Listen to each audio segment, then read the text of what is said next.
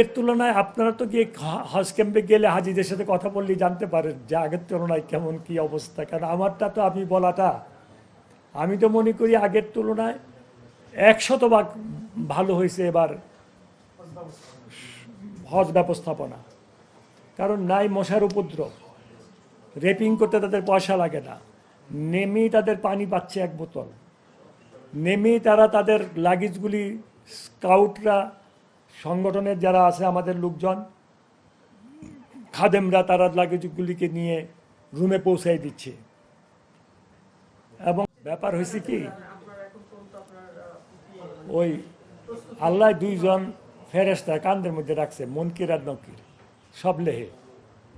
আর দুনিয়াতে আপনার রইলেন আমরার সাংবাদিক মুনকির নকির, সব জানেন, সব লেখেন, প্রচার করেন, প্রকাশ করেন।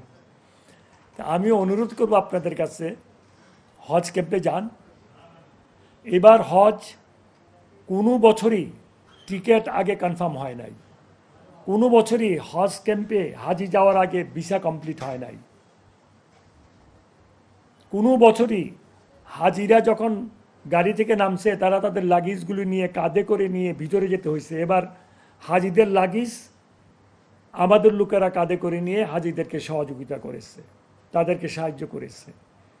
আমি যেদিন হজ ক্যাম্পের উদ্বোধনের আগে একটা মিটিং করেছিলাম, আমি নির্দেশ দিয়েছিলাম মাননীয় প্রধানমন্ত্রীর পক্ষ থেকে বুড়া বুড়া হাজিরা আসে, তাদের লাগেজগুলি যেটা আমাদের লোকজন কাঁধে করে নিয়ে একদম রুমে পৌঁছায় দেয়।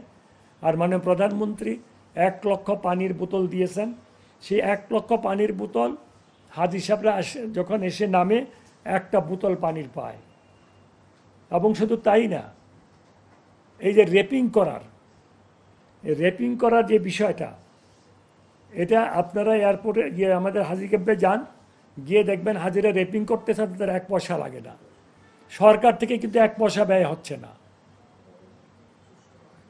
মাননীয় প্রধানমন্ত্রীর নির্দেশে আমি ব্যক্তিগতভাবে এটা করে দিয়েছি, মাননীয় প্রধানমন্ত্রীর পক্ষ থেকে ফ্রি র্যাপিং হচ্ছে।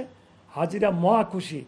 ওরা আগে কি করত, আগে আশেপাশে যাইতো, ওই দালালরা দাঁড়ায় থাকতো, 50 টাকা 100 টাকা 150 টাকা দিয়া পলিথিন পেঁচাই দিত।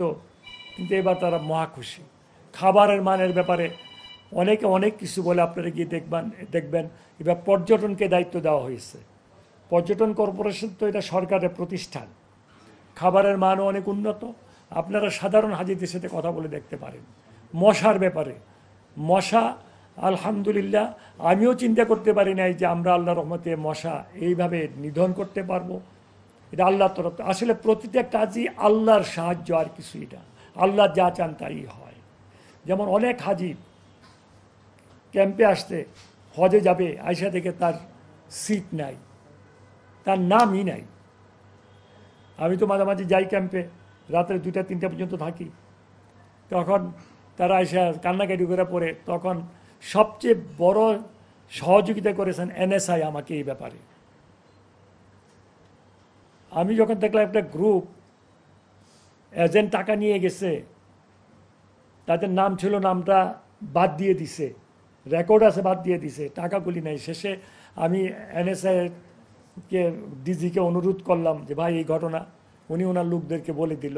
তো ওরা যখন ধমক দিল, ওনাদের ধমক খেয়ে তারা দৌড়ে আসছে ক্যাম্পে।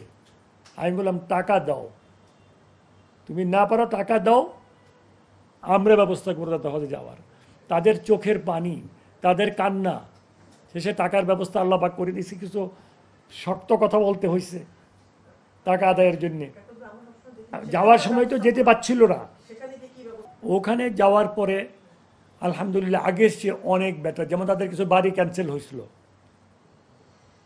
তা আমরা শেষে চিঠি লিখেছি যে এই বাড়ি তো আমরা ভাড়া নিয়েছি, তোমরা অনুমোদন দিছো বলে,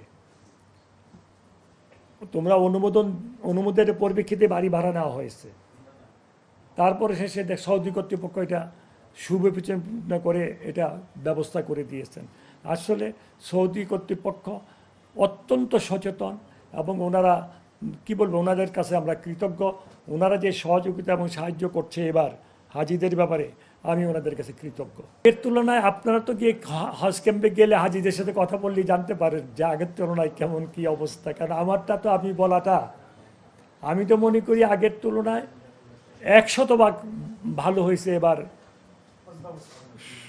হজ ব্যবস্থাপনা। কারণ নাই মশার উপদ্রব, রেপিং করতে তাদের পয়সা লাগে না, নেমেই তাদের পানি পাচ্ছে 1 বোতল, নেমেই তারা তাদের লাগেজগুলি, স্কাউটরা, সংগঠনের যারা আছে আমাদের লোকজন, খাদেমরা, তারা লাগেজগুলিকে নিয়ে রুমে পৌঁছাই দিচ্ছে এবং খাবারের মান অনেক উন্নত। এবং আগে মহিলাদের জন্য টয়লেট ছিল না।